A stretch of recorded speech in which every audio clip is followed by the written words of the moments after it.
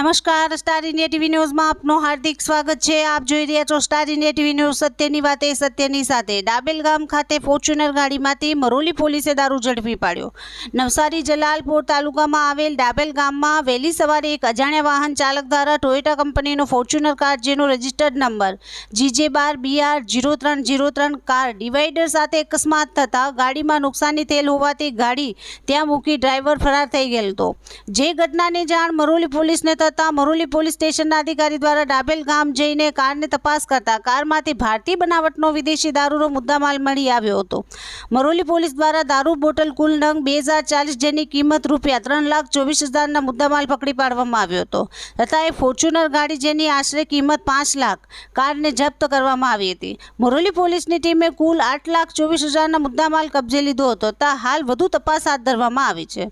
Star India TV news Bilimora reporter Jaydeep Rawal, જિલ્લા નવસારી।